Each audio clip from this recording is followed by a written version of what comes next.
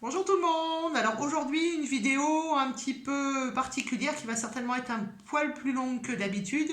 Je m'attaque au gros morceau qu'est l'endométriose. Alors pour ça, lunettes, petite note indispensable et un format du coup de vidéo un petit peu différent puisqu'on est dans la longueur pour pouvoir recharger mon téléphone parce que je pense que ça va durer un petit moment. Alors comme toujours, on va faire de l'anatomie, on va faire de la physiologie, et puis on va essayer de comprendre ce que c'est qu'en fait cette maladie qui vient d'être déclarée en maladie, en longue maladie, entre guillemets, enfin en longue maladie c'est pas forcément le mot, mais en tout cas qui est aujourd'hui comptabilisée, prise en charge par l'État. Alors, l'endométriose, pendant un moment, ça a quand même été un peu une maladie comme la fibromyalgie, c'est-à-dire que quand on savait pas trop ce qu'avait la personne qui était en face de vous, eh bien on mettait une étiquette, on mettait un tampon lorsque vous étiez une femme un peu hystérique, qui avait des douleurs un peu partout, qui avait du mal à respirer, etc. Ben, on disait que vous aviez une fibromyalgie. Et puis aujourd'hui, lorsque vous avez mal pendant vos règles et que on pense que on n'a pas de cause, on ne sait pas ce qui se passe, etc., et on vous met, pouf, le tampon endométriose. Alors, il y a plusieurs choses. D'abord, ce n'est pas parce qu'on a mal au ventre qu'on fait de l'endométriose. Ça, vous allez le comprendre dans l'anatomie physiologie. Maintenant, on sait quand même que au moins 15% des femmes en France souffrent d'endométriose. On va parler aussi de l'adénomiose et on va bien faire la différence entre les deux. Et souvent sur l'endométriose, on a quand même aujourd'hui, malgré cette avancée, entre guillemets, avec les mots et les actions qui ont été faites par le gouvernement, on sait qu'il y a encore un gros retard de diagnostic sur cette endométriose et qu'il y a des femmes qui souffrent de l'endométriose dès leurs premières règles et qui n'ont pas été diagnostiquées ou qui ont été diagnostiquées très tard. Alors on refait l'anatomie physiologie d'abord. Euh, Qu'est-ce qui va être mis en cause dans l'endométriose? La première chose, c'est le système endocrinien, bien entendu. Et qui dit système endocrinien dit système nerveux. Et on va refaire un peu le comment ça fonctionne tout ça. Alors, tout d'abord, il faut se souvenir que si on est dans le système endocrinien, on est donc dans les hormones, on est donc dans la circulation du sang et on est donc dans quelque chose qui va être plus long que si on travaille sur le système nerveux, les neurotransmetteurs par exemple. Ça veut donc dire que déjà on entend qu'il faudra travailler sur la circulation du sang. De toute façon, il faudra que ce sang il soit fluide, il faudra surtout qu'on ait une bonne circulation du sang, donc entre guillemets une activité physique, et je ne parle pas de sport, vous vous souvenez, vous vous souvenez que j'aime bien faire la différence entre tout ça. Alors, ma caboche va récupérer tout ce qui vient de mes sept sens. Les sept sens, je vous dis toujours, hein, il y a le goût, il y a l'ouïe, il y a la vue, il y a l'odorat, bien entendu, il y a le toucher, mais il y a aussi pour moi l'intuition et tout ce qui se passe dans notre intestin, puisqu'on sait aujourd'hui qu'il y a au moins 800 millions de neurones dans l'intestin et que l'intestin discute 80 fois plus vers le cerveau que le cerveau vers l'intestin. En tout cas, toutes ces informations vont arriver au niveau de mon cortex préfrontal, on va dire au niveau de ma caboche. Cette caboche va donner l'information au thalamus, donc là on est plutôt à l'intérieur du cerveau, on rentre de plus en plus, qui va donner l'information à l'hypothalamus. Quand je dis donne l'information, c'est-à-dire fait une réponse adaptée à tout ce qui s'est passé autour grâce à ces sept sens. Et puis l'hypothalamus, donc on est dans le système nerveux, va donner l'information à la petite glande qui s'appelle l'hypophyse et qui est le grand patron du système endocrinien. Donc, on sait déjà que dans l'endométriose, il faudra travailler sur le système nerveux, il faudra travailler sur la psyché, il faudra travailler sur la caboche. Comme je le dis, vous le savez, vous avez l'habitude. Il faudra surtout se dire que l'endométriose, c'est forcément une PNEI, psycho-neuro-endocrino-immunologie, à mettre en place. C'est une maladie qui est une PNEI. Une fois que l'hypophyse a pris l'information de l'hypothalamus, c'est le chef de file des glandes endocriniennes, elle va envoyer une information au niveau de nos gonades, c'est-à-dire au niveau de nos ovaires pour la femme, testicules pour l'homme. Et l'information, elle va l'envoyer grâce à deux hormones, FSH et LH, folliculo-stimulating hormone et lutéine hormone. Ces hormones vont aller donner donc une information au niveau de l'ovaire, et l'ovaire, c'est une glande endocrine et une glande exocrine, va sécréter elle-même des œstrogènes, de la progestérone et un tout petit peu de testostérone. C'est les œstrogènes qui vont faire le rétrocontrôle au niveau de l'hypophyse et de l'hypothalamus. Ça, il faut l'entendre, c'est très important puisque vous allez voir qu'on a une hyperœstrogénie dans l'endométriose.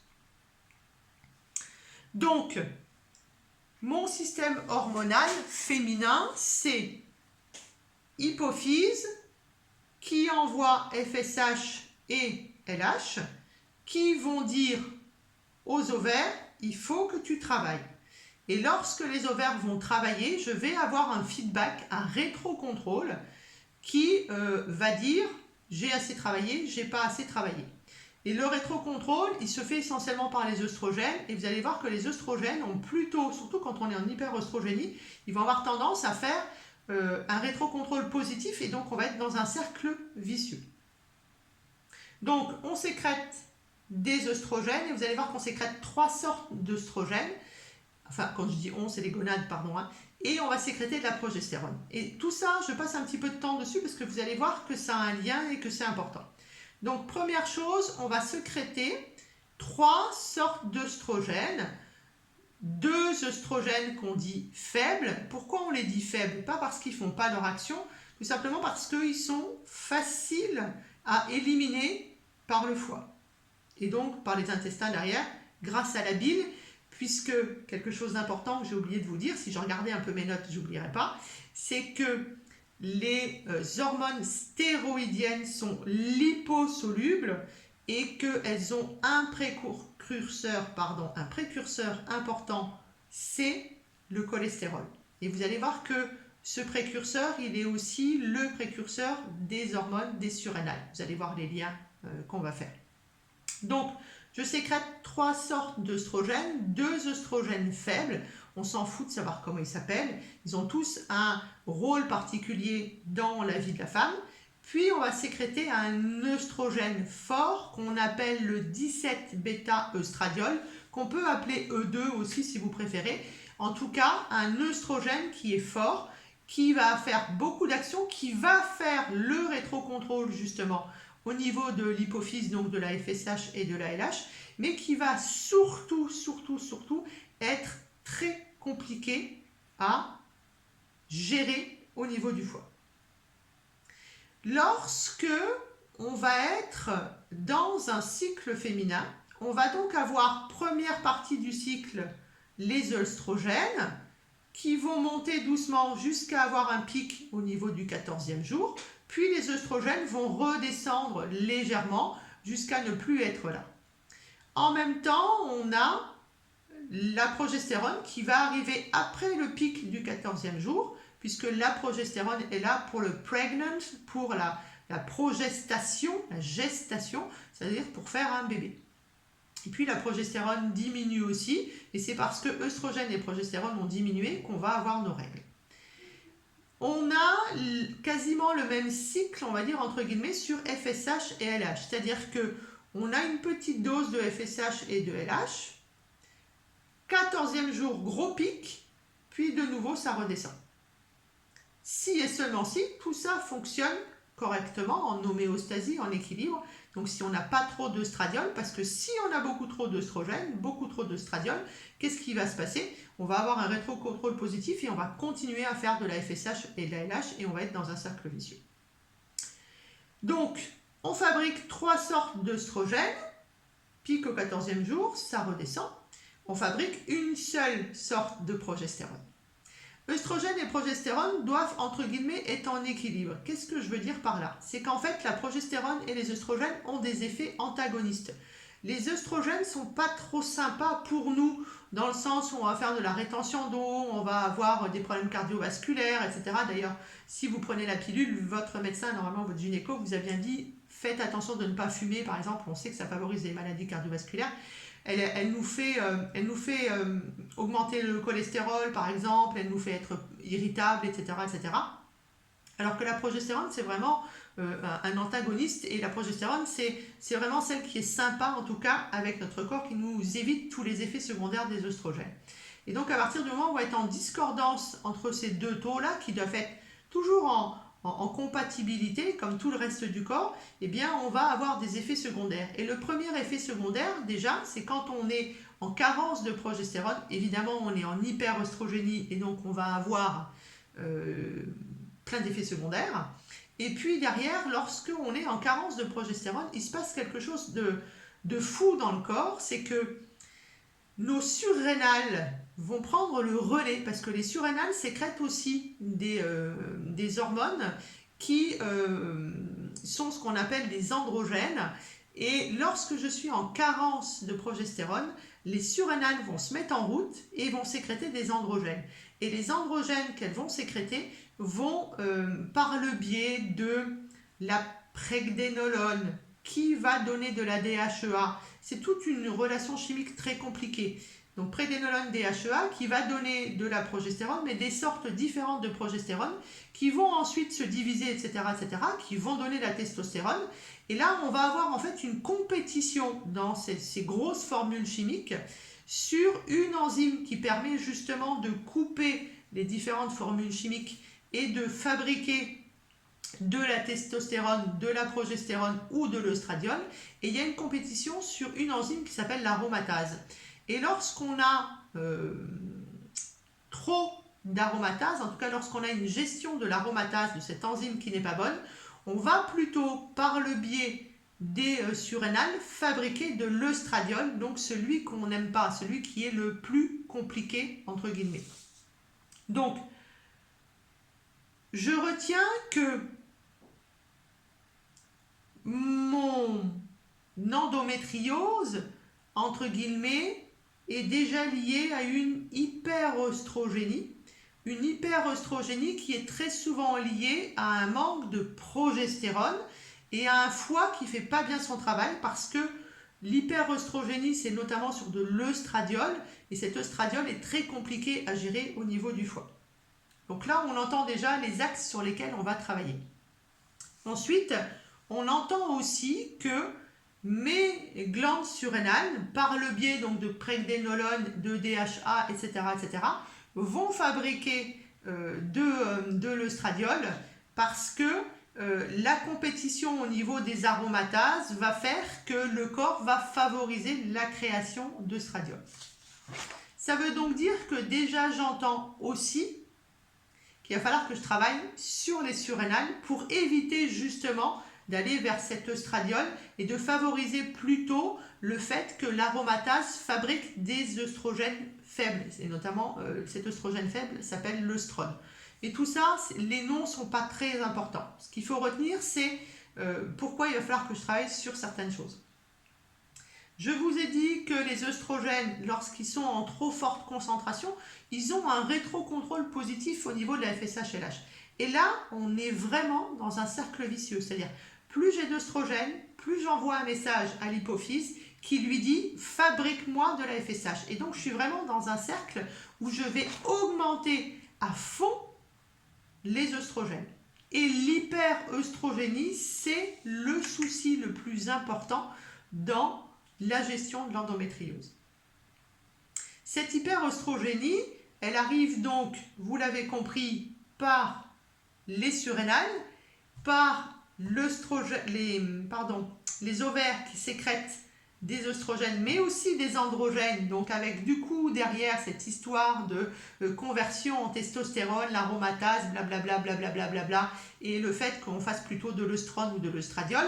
Donc, ce que j'entends, c'est que déjà, il faudra prendre soin du foie, il faudra diminuer l'hyperœstrogénie, il faudra travailler sur le stress. Donc ça, c'est comment fonctionne, entre guillemets, c'est l'anatomie et la physiologie. Et on va continuer dans la physiologie, on va parler justement de cet œstradiol, on va parler surtout de ce que fait cette hyperœstrogénie dans notre corps. On retient quelque chose qui est très important, c'est que les hormones stéroïdiennes sont liposolubles.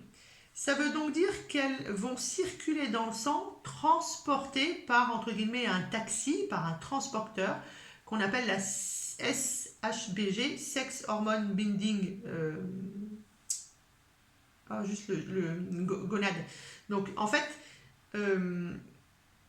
pour faire simple, si vous voulez, les œstrogènes qui sont liposolubles, ils ne savent pas nager dans le sang. Ils ont besoin d'avoir un petit taxi qui les transporte. Sauf que ce taxi-là, c'est le même taxi pour les œstrogènes, pour la testostérone, pour l'albumine, mais c'est aussi le même taxi pour les hormones thyroïdiennes. Et donc, il va y avoir une grosse bagarre, et vous imaginez bien que si vous êtes en hyperœstrogénie, on va avoir plein d'œstrogènes à transporter, et le taxi va transporter les œstrogènes. Ce qui veut donc dire qu'il va moins bien transporter l'albumine dans le sang, protéine du sang, va moins bien transporter la testostérone, mais va aussi moins bien transporter les hormones thyroïdiennes. Et donc, dans une endométriose, on ira aussi toujours chercher le taux de testostérone, c'est difficile avec mon cheveu sur la langue, et on ira aussi toujours chercher le fonctionnement de la thyroïde. Ça, c'est quelque chose qui est aussi important à retenir. Ensuite, dans cette hyperœstrogénie, on a une action au niveau du système immunitaire. C'est-à-dire que cette hyperœstrogénie, cette augmentation de l'aromatase, cette augmentation de la transformation de la testostérone en œstradiol, va faire qu'on va diminuer les fameux natural killers, donc immunité innée. On va diminuer les lymphocytes, que ce soit aussi bien les B que les T, et on va augmenter les macrophages, c'est-à-dire les fameux Pac-Man qui mangent tout, qui sont les patrons de l'inflammation dans le corps. Donc on entend déjà que cette hyperœstrogénie, elle va augmenter l'inflammation au niveau du corps, et puis on va surtout augmenter les auto-anticorps. Donc dans une endométriose, si on ne la prend pas en charge, cette entre guillemets hyperœstrogénie, qu'est-ce qui va se passer? On va avoir un problème d'hyperinflammation. Je suis désolée, j'ai oublié de mettre mon téléphone en mode avion. Donc, je sais déjà que l'hyperœstrogénie va favoriser l'inflammation, va favoriser le déséquilibre dans mon système immunitaire, puisqu'on va favoriser les macrophages et les auto-anticorps. On parle un petit peu de l'utérus pour comprendre un peu les différents termes liés à l'endométriose. Donc, l'utérus, alors du coup, je vais me mettre debout parce que normalement, je vais pouvoir. Je vais faire ça. Ça, c'est un utérus. C'est un peu une poule sur une patte. Qu'est-ce que ça veut dire? Ça veut dire que l'utérus, vous avez un corps de l'utérus et vous avez deux trompes et des ovaires qui viennent un peu en suspension au niveau des trompes. Pourquoi je vous raconte ça? Vous allez voir, c'est important. L'utérus, c'est un muscle. C'est pour ça que je vous disais que c'est normal de ressentir des choses lorsque l'on a ces règles. Parce que ce muscle va se contracter. Aussi bien pour aider les spermatozoïdes à aller se mettre en contact avec les ovules qui sont justement dans ces branches qu'on appelle les trompes, mais il va aussi se contracter pour éliminer le sang lié à la chute des hormones environ au 28e jour, puisque la femme a un cycle lunaire de 28 jours. D'ailleurs, on dit qu'on a nos lunes parce qu'on suit le cycle de la lune de 28 jours. Donc, le corps est un muscle. Un muscle qui peut se diviser en deux parties. Si on cherche un peu plus, c'est plus que ça. Mais moi, je vais plutôt vous le faire à la méthode facile. On va le faire entre guillemets avec endomètre à l'intérieur. Endo à l'intérieur et autour myomètre. Et le myomètre est plus important, plus gros que l'endomètre. Pourquoi je vous parle de ça? Parce que la définition de l'endométriose, c'est avoir une attaque de l'endomètre et un reflux de sang qui va passer donc par les trompes, par ce que je vous ai fait tout à l'heure, qui passe par les trompes, qui sort des trompes et qui va aller se mettre dans le système digestif, mais aussi dans le système urinaire. Et quelquefois qui peut monter jusqu'au poumon, etc., etc. Donc, l'endométriose, c'est une attaque de l'endomètre, c'est-à-dire le muscle qui a à l'intérieur et qui va être très proche, du coup, de nos trompes et qui va pouvoir envoyer plus facilement nos menstruations dans tout le péritoine, c'est-à-dire dans tout le bassin. Et puis, on a le myomètre qui est à l'extérieur. Et si c'est le myomètre qui est atteint, on sera plutôt dans de l'adénomiose, c'est-à-dire qu'on va ne pas avoir de sécrétions qui vont sortir de notre utérus. Il y a une atteinte, il y a une inflammation, il y a des douleurs, il y a des crampes, etc., etc. Il y a surtout, entre guillemets, des ménorragies et tout ça, on va en parler. Mais l'adénomiose, si vous voulez, c'est une petite endométriose. Ça ne veut pas dire que vous avez moins mal et que vous avez moins de signes. Ça veut juste dire que ce qui est atteint, c'est le myomètre, donc le muscle qui est à l'extérieur, entre guillemets, de cette cavité qu'on appelle l'utérus. Ensuite, l'endométriose, c'est donc une hyperœstrogénie. Une hyperœstrogénie qui est liée, vous l'avez entendu, au stress, à une baisse du système immunitaire, donc à de l'inflammation. Donc du stress, de l'inflammation, un déséquilibre hormonal puisqu'on est en hyperœstrogénie, un foie qui ne fait pas bien son travail, on va avoir des douleurs et il va falloir qu'on gère tout ça. Et on va essayer de voir comment on peut gérer tout ça. Ce que je voulais d'abord vous donner, c'était la définition entre guillemets officielle de l'endométriose. Donc l'endométriose, il faut quand même savoir que on en a retrouvé des traces dans les pyramides, c'est-à-dire que les Égyptiens déjà à l'époque parlaient d'endométriose. Mais en tout cas, l'endométriose, si vous voulez, normalement déjà, pour poser le diagnostic, c'est pas une visite chez votre médecin généraliste. C'est-à-dire qu'il va falloir au moins faire une échographie normale, le mieux une échographie pelvienne, c'est-à-dire endo-vaginale, et si on a des doutes, il faudra faire une célioscopie pour aller faire des prélèvements. C'est-à-dire que votre médecin traitant, juste parce que vous avez mal au ventre pendant vos règles, ne peut pas vous mettre le cachet endométriose et du coup le prendre en charge de la manière dont ils ont l'habitude de le faire. Ensuite, l'endométriose, vous avez bien compris que elle peut démarrer dès vos premières règles, que c'est hormonodépendant et que si c'est l'endomètre qui est pris en charge, qui est abîmé, on va dire entre guillemets, cet endomètre, il va pouvoir très vite envoyer donc les menstruations dans tout le corps et c'est parce qu'on va avoir des lésions justement dans ce qu'on appelle le petit bassin, ce qu'on appelle le péritoine par exemple, eh bien c'est là qu'on va parler d'endométriose. Et lorsque vous avez entre guillemets des lésions que au niveau du myomètre, on va appeler ça une adénomiose.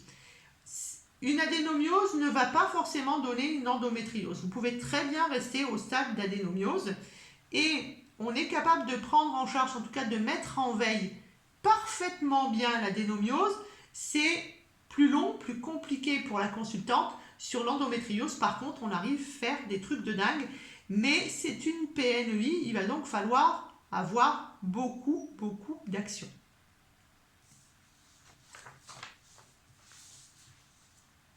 Les cellules de l'endomètre, donc à l'intérieur de l'utérus, sont là normalement pour accueillir l'accouplement du spermatozoïde et de l'ovule.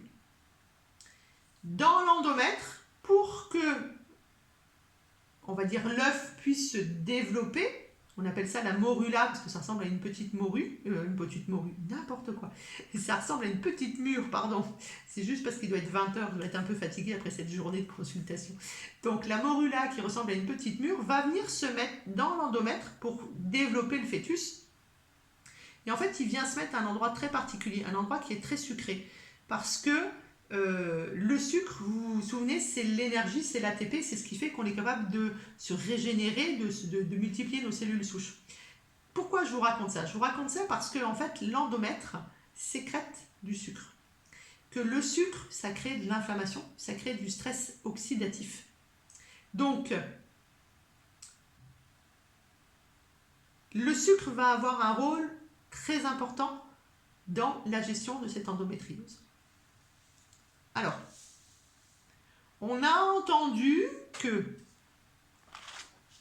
l'hyperostrogénie, donc le déséquilibre hormonal, allait avoir un rôle sur le système immunitaire et notamment un gros rôle lorsqu'on est dans l'endométriose, c'est-à-dire lorsqu'on va avoir des lésions qui sont dans le péritoine. Vous imaginez bien que lorsque vous avez un corps étranger au niveau du péritoine, le système immunitaire va se mettre en exergue. Il va dire, toi, tu ne devrais pas être là. On ne devrait pas avoir de menstruation, de règles, de sang au niveau du péritoine, normalement. Donc le système immunitaire va venir, va créer de l'inflammation. Et normalement, au départ, c'est le système immunitaire inné qui s'en occupe. Et dans le système immunitaire inné, on a une importance, c'est les fameux natural killers. Les macrophages, bien entendu, mais surtout les natural killers. Et on a entendu que l'hyperostrogénie, ça diminuait les natural killers. Donc, qu'est-ce qui va se passer? On va avoir beaucoup de macrophages, on ne va pas pouvoir, puisqu'on n'a pas les natural killers, on ne va pas avoir de lien entre immunité innée, immunité adaptative, on ne va pas avoir de cellules présentatrices de l'antigène, et surtout, on va avoir une diminution des lymphocytes T et des lymphocytes B. Ça veut donc dire qu'on va être en inflammation en permanence puisque les macrophages vont être là en permanence. L'inflammation ne s'arrêtera jamais. L'inflammation, je vous le répète, qui est quelque chose de normal dans le corps. Sauf que vous avez du sang au niveau de tout votre péritoine, en tout cas de tout ce petit bassin, donc des corps étrangers, donc une inflammation en route. Vous savez que le corps n'aime pas les corps étrangers. Si j'ai quelque chose qui n'est pas au bon endroit, forcément, ça ne marche pas. Donc, je suis en inflammation avec une baisse de l'immunité adaptative et des natural killers. Donc, une inflammation qui va être difficile à gérer. Ça, c'était important à entendre. Ensuite, je regarde juste mes notes pour voir si je n'oublie rien.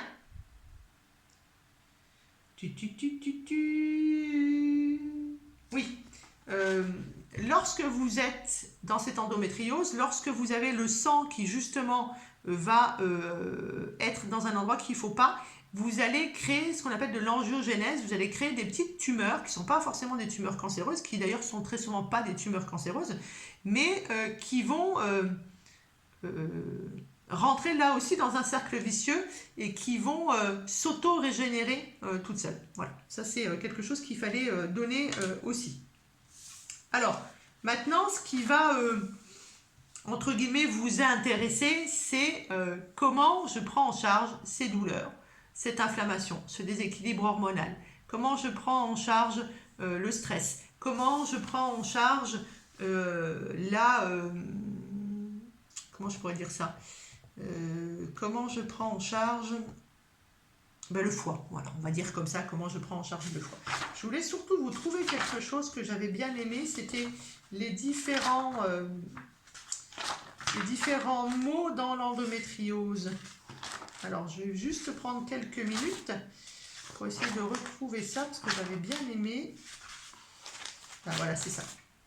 Les symptômes, en fait, de l'endométriose. Dans les symptômes de l'endométriose, mon professeur disait, on appelle ça les 5D. Les 5D qui sont entre guillemets réglés par l'arrivée de vos règles. D'abord, on va être en ce qu'on appelle en dysménorrhée, c'est-à-dire qu'on va avoir des règles qui vont être plus cyclées, qui vont être plus ou moins hémorragiques, et très souvent hémorragiques, et qui vont être douloureuse. On va évidemment avoir des douleurs. On va avoir ce qu'on appelle des dyspareunies, c'est-à-dire des rapports sexuels qui vont être douloureux. Et on va avoir aussi ce qu'on appelle une dysurie. Donc à chaque fois que ça commence par DYS, c'est un dysfonctionnement. On va avoir des soucis au moment où on va aller faire pipi, sans que ce soit les signes d'une inflammation, d'une cystite par exemple, ou d'une infection urinaire. Mais surtout cette idée d'avoir l'impression qu'il y a quelque chose au niveau de sa vessie et que on a toujours envie de faire pipi. Donc, ce qu'il faut se dire, c'est que l'endométriose, c'est un ensemble de signes. Il y a les 5D, vous n'êtes pas obligé de les apprendre. Ce qu'il faut entendre, c'est que dans l'endométriose, j'ai forcément des rapports sexuels qui sont douloureux. J'ai des douleurs parce que le myomètre va se contracter, parce que j'ai de l'inflammation dans le ventre. Je vais avoir des règles qui vont être complètement anarchiques, qui vont être ou absentes ou très hémorragiques, en tout cas qui sont complètement déréglées. Et puis je vais aussi avoir une action, bien entendu, au niveau de la vessie. Et puis si j'ai des conséquences, en tout cas des petites, on va dire entre guillemets, tumeurs au niveau du rectum, je peux avoir des soucis aussi au niveau du rectum. En tout cas, on sait que l'endométriose, ça nous limite énormément dans toutes nos tâches quotidiennes. Alors, qu'est-ce qu'on va pouvoir faire? Je vous le redis, du coup, on est sur de l'inflammation, sur un déséquilibre hormonal, sur des règles qui ne sont plus réglées, sur du stress avec le lien avec les surrénales et l'aromatase, sur des douleurs, sur du stress oxydatif. Et puis, on est sur un système nerveux, on est sur un système aussi endocrinien. Ça veut donc dire qu'il faudra forcément travailler sur le foie et sur les perturbateurs endocriniens. Alors, comme toujours, on va commencer par l'alimentation. Vous savez que je suis hygiéniste et que pour moi, la base, c'est de travailler sur l'alimentation. Donc, l'alimentation, bien entendu, ça sera toujours une alimentation anti-inflammatoire, antioxydante, parce qu'il faut qu'on gère le stress oxydatif, entre guillemets, le vieillissement prématuré, la caramélisation, vous appelez ça comme vous voulez. Et puis, qui dit inflammation, dit sang épais, dit acidité. Donc, il faut qu'on travaille évidemment sur la gestion de l'acidité dans l'alimentation. Alors, il y a énormément d'études qui ont été faites, alors évidemment ailleurs qu'en France, et où on démontre très bien, ça c'est sûr, qu'il faut être anti-inflammatoire, il faut être antioxydant, anti-acide. Maintenant, on a du mal à démontrer dans les études que la viande rouge ça marche pas, que les anti-inflammatoires naturels ça marche pas. On a très peu de retours très convaincants, c'est-à-dire qu'on a entre guillemets des groupes dans les études qui sont pas assez importants pour dire à 1000% ça marche. Mais quand on est naturopathe et qu'on fait de la PNEI, on sait que on est obligé de travailler sur l'inflammation et que l'alimentation anti-inflammatoire, anti-acide, ça marche à tous les coups. Alors, qu'est-ce qu'on va faire? D'abord, on va voir tout ce qu'on va diminuer. On va diminuer tout ce que j'appelle les faux amis. C'est-à-dire ce qui va vous rendre acide, ce qui va vous pomper l'énergie, qui va vous donner l'impression de vous en donner alors que finalement, ça ne vous en donne pas. C'est quoi? C'est le thé noir, par exemple. C'est le café. C'est l'alcool. C'est les sucres rouges. C'est les sucres raffinés par contre. Tout ce qui est soda, tout ce qui contient du sucre rapide, on va les éviter. On va diminuer la viande rouge, surtout si ce n'est pas de la viande de qualité, c'est-à-dire bio, parce qu'elle contiendra des perturbateurs endocriniens et des œstrogènes, mais aussi beaucoup d'antibiotiques. Et puis qu'elle est du gras saturé. On sait que le gras saturé, c'est très mauvais dans l'endométriose. Ça veut donc dire déjà, on entend qu'on va diminuer tout ce qui contient de l'huile de palme, parce que l'huile de palme, c'est du gras saturé. On va essayer de diminuer aussi l'huile de coco, parce que l'huile de coco, il y a un tout petit peu d'oméga 3. Par contre, c'est beaucoup de gras saturé. En tout cas, on se dit qu'on va diminuer le gras saturé. Ça passe d'abord par la viande rouge. Évidemment, lorsque l'on dit anti-inflammatoire, anti-acide, on pense aux produits laitiers de vache. Quand ils sont, entre guillemets, non bio, ils sont forcément en excès d'œstrogène, donc on va éviter. Et puis de toute façon, on sait que les produits laitiers de vache, ça rend acide, ça s'est démontré. Retournez voir toutes les lectures de Thierry Soucard. Ses éditions et ses livres sont très bien faits, très bien argumentés. Donc on évite. On sait aussi, pardon, j'ai le nez qui me chatouille, que les protéines qui sont dans les produits laitiers sont très difficiles à digérer, mais surtout qu'elles vont avoir un rôle sur comment on appelle ça, le facteur de croissance, que le facteur de croissance va avoir un rôle avec l'insuline et que là-dedans, on va rentrer dans un cercle vicieux incroyable puisque insuline égale cortisol, cortisol, insuline, donc surrénal en augmentation, donc on va remettre de l'œstradiol par le biais des aromatases. Donc on évite les produits laitiers de vache. On peut, en faisant attention, prendre un peu de lait végétaux, mais pour moi, je dis toujours,